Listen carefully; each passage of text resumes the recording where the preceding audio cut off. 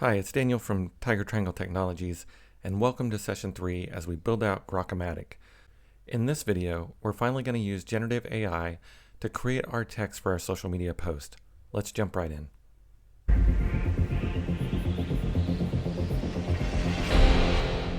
As a reminder, I'll link to the source code and other resources down in the description. In this session, we're going to examine how the program creates text for the social media post using generative AI.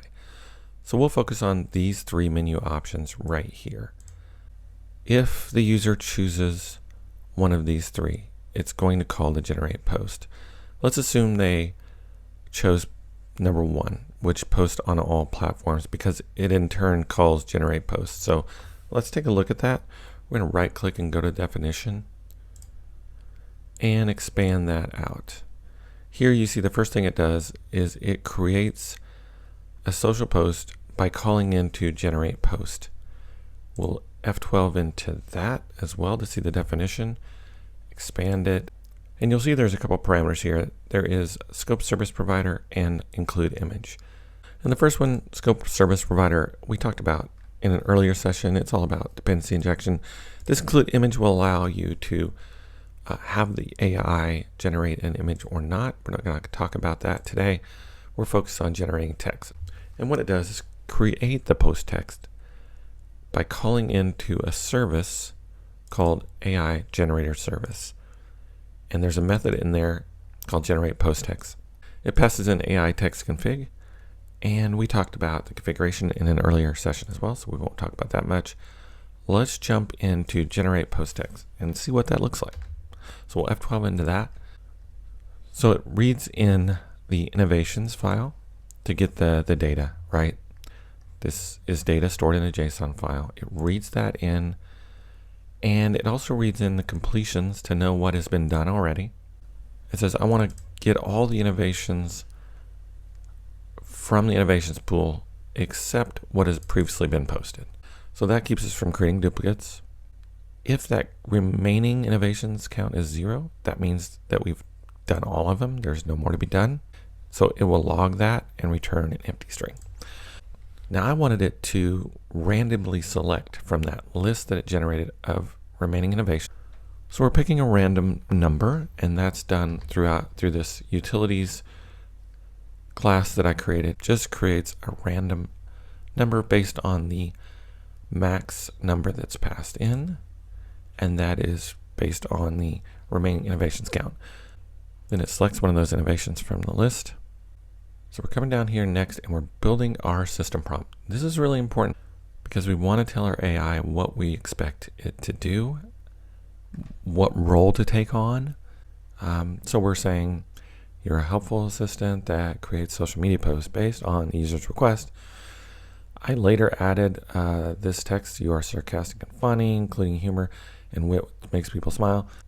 I thought especially since I was using Grok originally and exclusively for text generation, that makes sense. I say the post should be interesting, fun, and accurate information. It should include the appropriate hashtags, include some fun facts, place some emojis in there where appropriate, and then and I think this is another important one, is to have it ready to post as is, to be in the format of a social media post with no additional instructions. After the system prompt is created, we create our user prompt. Here we say, please generate text for a single post on social media about the selected innovation .name, which just chooses the name from one of these innovations on the list, right? The name. So it inserts it within that text. By the way, this is called string interpolation, and it is a really nice feature in many languages, but C# offers that as well. Then, just to give it more context, I also say in parentheses, I give it the description and the category. Again, that is coming from our innovations JSON file. Next, I decided to add some fine print on this just to be totally transparent. This post is generated by AI as an experiment, so I didn't want to post something up there and not be accurate without having this little fine print at the end. Now that we have the prompts created, we're going to create the actual text for the post, And that is done through another service that was injected in. Remember, we're using dependency injection, so I didn't have to manually new it up. It just brought it in here automatically. So it brings in the text service for us, ready to use. We're going to take that now, and we're going to call generate text. And let's go there and take a look. F12 into that. It goes into the text service. And in the generated text, it passes in the system prompt, the user prompt, and the config, so it knows what to use for the AI settings. This is where it's actually calling into the API, whether that's Grok or OpenAI or even Ollama running locally. This is where that is done. And so I create some client options here. And if it includes an endpoint, and we can look at that here, it brings it in the app settings. Some of these have endpoints like Grok and Ollama, because it's not your standard endpoint that OpenAI has. OpenAI, when I'm using that, I don't have to pass in an endpoint. The SDK automatically knows that already. So if it does actually have an endpoint, it will assign that to the endpoint property of the options. Then it creates a chat client, passes in a model. Again, that's pulled in from the configuration. It also passed in the API key, which also comes from the configuration, but I'm pulling that in from user secrets. You might do it some other way. Then it also passes in the options that we created up here, so it knows what endpoint to use, etc. And here we're creating a list of chat messages, and for us it's just going to be the system and the user prompt. We also make sure the temperature is set at 0.8.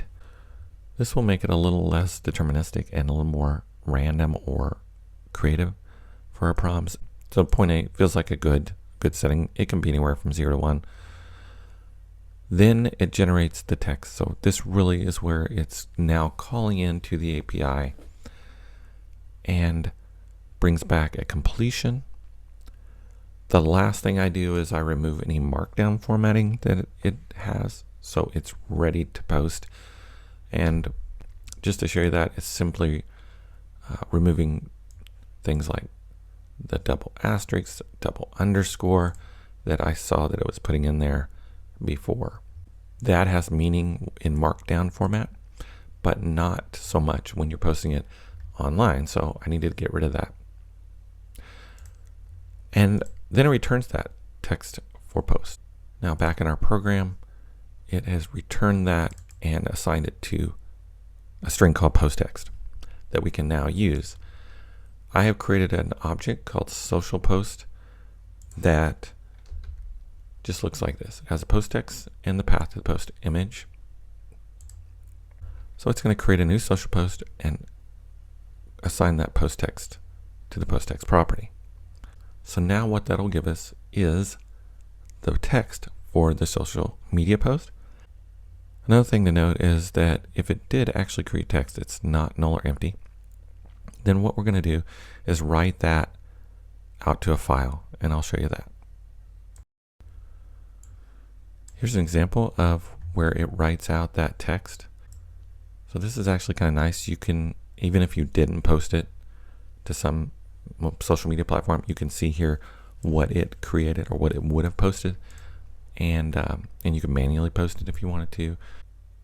Next session, we're going to look at how it creates the image for our social media post using AI. I hope to see you there. Until next time, take care and happy coding.